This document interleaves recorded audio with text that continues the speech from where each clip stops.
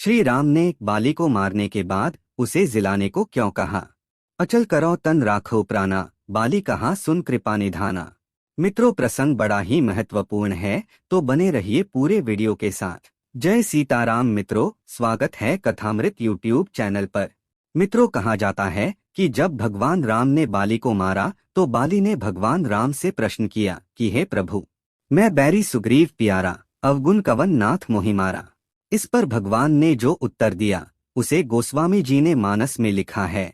भगवान राम बाली से कहते हैं कि हे बाली, अनुज बधु भगिनी सुत नारी, सुन सठ कन्या सम एचारी।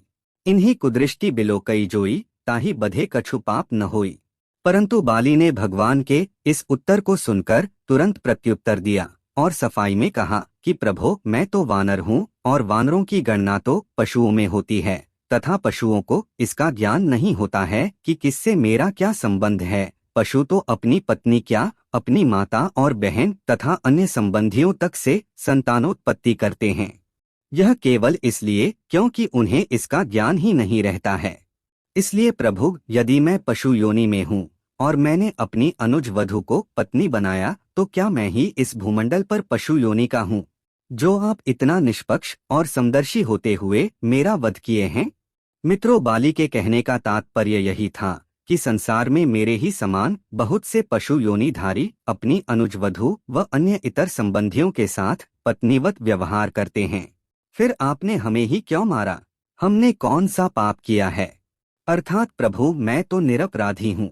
भगवान को बाली का उत्तर तर्कसम्मत लगा, किंतु सर्वज्ञ राम ने दूसरा कारण प्रस्तुत किया और कहा कि बाली, मैंने तुझे मात्र इसी कारण से ही नहीं बल्कि इसलिए भी मारा है कि तूने अपनी पत्नी का कहना नहीं माना।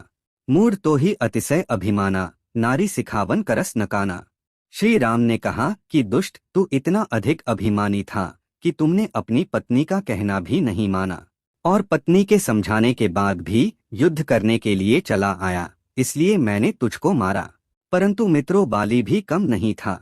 उसने प्रभु राम के समक्ष एक अकाट्य तर्क प्रस्तुत किया और कहा कि हे राम, हर जगह या हर समय स्त्री का कहना नहीं मानना चाहिए, क्योंकि आप स्वयं देखें, अयोध्या के चक्रवर्ती सम्राट महाराज दशरथ ने अपनी पत्नी कैकेयी का कहना माना, जिसका परिणाम यह है कि आप जंगलों में दर दर भटक रहे हैं। और स्वयं दशरथ जी भी पत्नी का कहना मानकर स्वर्गवासी हो गए। और तो और स्वयं आपने भी अपनी पत्नी सीता का कहना माना, जिसका परिणाम यह हुआ कि आप सीता को वन में लाए और उनका हरण भी इसलिए हुआ कि आप इनके ही कहने से मृग का वध करने के लिए मृग के पीछे दौड़े। अस्तु हर जगह पर हर समय स्त्री का कहना मानना भी ठीक नहीं होता है। यदि आपके पिता और स्वयं आपने पत्नी का कहना ना माना होता तो शायद इतना बड़ा अनर्थ ना होता। ना तो दशरथ की मृत्यु होती और ना ही सीता का हरण होता और फिर ना ही आप जंगलों में भटकते। इसलिए यदि मैंने अपनी पत्नी का कहना नहीं माना तो ठीक ही किया, इसमें गलत क्या हुआ? परंतु भगवान राम से बाली की चातुरी कब तक चलती? भगवान राम ने बाली की इस तर्कयुक्त वाणी को सुनकर कहा कि बाली, तुझे मैंने बहुत बल दिया था, किंतु तूने उस बल का दुरुपयोग किया और सुग्रीव को मेरे आश्रित जानकर, यानी जिसके आश्रित संपूर्ण विश्व है, उसे मारना चाहा, इसलिए मैंने तुझको मारा। मम भुजबल आश्रित तहि जानी, मारा चहस अधम अभिमानी। इस बार बाली निरुत्तर हो गया, क्योंकि भगवान का कथन बिल्कुल सत्य था और बाली के पास इसका कोई उत्तर नहीं था। बाली भला एक ब्रह्म से कब तक वार्तालाप करता रहता? अतः उसने समझ लिया कि अब मेरी नहीं चलेगी और यह समझकर उसने राम से कहा कि सुनो राम स्वामी सन, चल न चातुरी मोरी, प्रभ अजहू मैं पापी, अंतकाल गति तोरी। बाली ने कहा कि प्रभु, मेरी चतुराई तो आपसे नहीं चली, परंतु क्या आपके हाथों मारे जाने के बाद भी मैं अब भी पापी हूँ? क्या आप मुझे अब भी उन्हीं लोगों की कोटि में रखे हैं जो पापी हैं, या क्या आप अब भी मुझे पहले जैसा ही समझते हैं? मित्रों, अब यहीं पर समझने की बात है। बाली अब अपने आप को राम के समक्ष समर्पित कर चुका था। उसमें समर्पण की भावना का स्रोत फूट चुका था, अभिमान समाप्त हो गया था।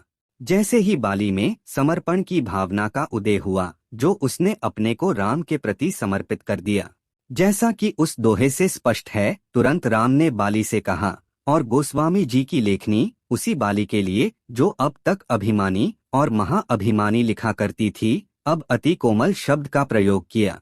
और तुलसीदास जी लिखते हैं कि सुनत राम अति कोमल बानी, बाल शीस परसेव निज पानी। अब राम ने बाली का भी सुग्रीव की तरह से ही आदर किया, और जैसे राम ने सुग्रीव का स्पर्श किया था, कर परसा सुग्रीव शरीरा, उसी प्रकार से राम ने बाली को स्पर्श किया और पुनः बाली से कहा कि बाली, अब तू अभिमान रहित है और मैं तुझसे बहुत ही प्रसन्न हूँ।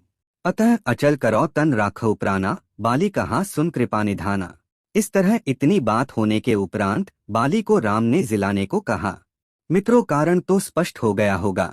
इस भ्रम के संबंध में कुछ लोग यह तर्क भी प्रस्तुत करते हैं कि बाली ने राम से कहा था कि हे राम, तुम्हारी पत्नी का हरण रावण ने कर लिया है और उन्हें पाने के लिए तुमने सुग्रीव की शरण ली है, किंतु राम, यदि मैं चाहूं तो बत राम न जानीशे मदबलम लोक विश्रुतम रावणम सकुलम बद्ध्वा ससीतम लंकयासह आन्यामि मुहूर्तार्धाद्यदि चेच्छामि राघव धर्मिष्ठ इति लोकेस्मिन कथ्यसे रघुनंदन।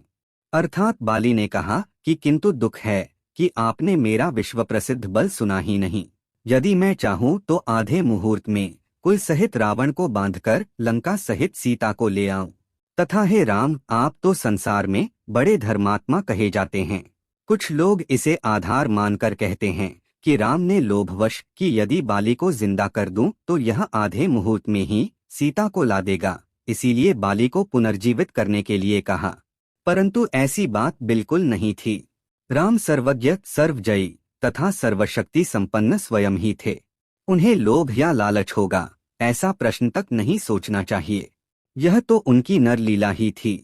भगवान ने बाली को जिलाने की बात इसलिए भी किया कि देखें कहीं इसके मन में अब भी जीवित रहने की इच्छा तो नहीं है। यदि जीने की इच्छा होगी तो इसका तात्पर्य यह है कि अभी इसके हृदय में अभिमान शेष है। इसलिए इस परीक्षा की दृष्टि से भी राम ने उससे जीवित करने की बात कही। अन्यथा राम चाहते तो अलौकिक कार्य करके वे एक क्षण में रावण का सर्वनाश कर सकते थे। वे सर्व समर्थ थे, इसमें संदेह नहीं। उन्हें बाली अथवा किसी के सहयोग की कोई आवश्यकता ही नहीं थी। यह जो भी उनके द्वारा किया जा रहा था वह जन सामान्य की तरह की जाने वाली नरलीला थी, अतः इसमें कोई संदेह नहीं। वाल्मीकि रामायण के किष्किंधा कांड में सर्ग 17 श्लोक 49-50 के अनुसार भी राम से बाली ने कहा था कि जिसके लिए आपने मेरा वध किया है, उसके लिए यदि आपने पहले मुझसे ही कहा होता तो मैं सीता को एक ही दिन में ढूंढकर आपके पास ला देता। आपकी पत्नी का हरण करने वाले रावण को मैं उसके गले में रस्सी बांधकर पकड़ लाता और आपके हवाले कर देता। तो मित्रों, उम्मीद करता हूँ कि इस भ्रम का समाधान आपको मिल गया होगा। इसी प्रकार की हमारी अन्य वीडियो देखने के लिए तथा हमसे जुड़े रहने के लिए कृपया कथामृत चैनल को सब्सक्राइब करें। आप सबको राम राम।